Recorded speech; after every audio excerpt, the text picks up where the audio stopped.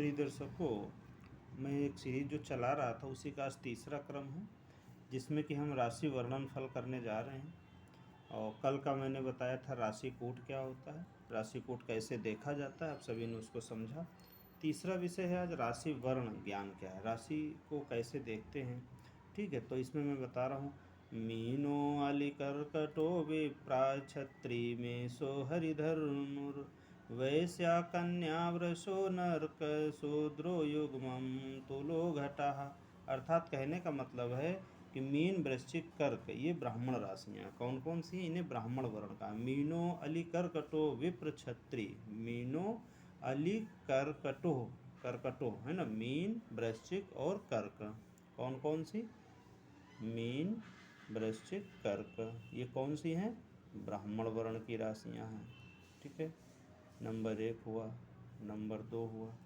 अब क्या कह रहा, मेष सिंह धनु, मेष सिंह धनु ये क्षत्रिय वर्ण की राशियाँ हैं। तीसरे में क्या, वृष कन्या मकर, वृष कन्या मकर ये वैश्य हैं। तीसरे में मिथुन तुला कुंभ, मिथुन तुला और कुंभ ये शूद्र वर्ण की राशि। क्या हुई, ये शूद्र वर्ण की राशि, यानी कि जहाँ पे आपका चंद्रमा लिखा है, इन राशियों में चंद्रमा लिखा है तो आप इस वर्ण के जातक हुए।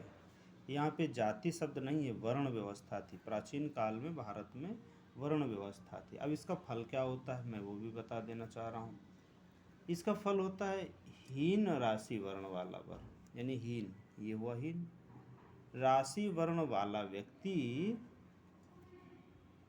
उत्तम वर्ण वाली कन्या से विवाह ना करे। उत्तम वर्ण कौन हुए, ये तीनों उत्तम वर्ण हो गए, इनसे विवाह ना करे, विवाह ना करे।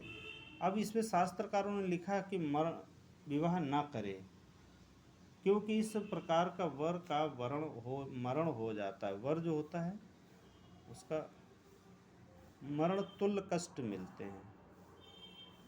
ठीक है, इसलिए ग्रंथकार ने कहा है कि मीन वृश्चिक कर्क, मेष सिंह धनु, वृष कन्या मकर राशि वाले जातक तुला मिथुन और कुंभ राशि से विवाह ना करें। यानी कि इसको कहा गया है यहाँ पे, इस राशि से ऊपर की तीनों राशियों को मना किया गया है। लेकिन फिर इसमें आगे क्या कहा गया है, विप्रवर्णा च या कन्या शूद्रो वर्णस्यो वरः तयो संबंध मात्रेण वैधव्यम भवति ध्रुवम। क्या कहा गया, कन्या की राशि का वर्ण ब्राह्मण और वर की राशि का वर्ण यदि शूद्र है तो इन दोनों के संबंध मात्र से वैधव्य होता है। क्या होता है, लड़की विधवा हो जाती। क्या कहा, कन्या की राशि का वर्ण, यानी कि कन्या की राशि का जो वर्ण है वो ब्राह्मण वर्ण की है, और लड़का जो है यानी कि जो वर है वो अगर शूद्र वर्ण का है तो इनमें वैधव्य योग बनता है।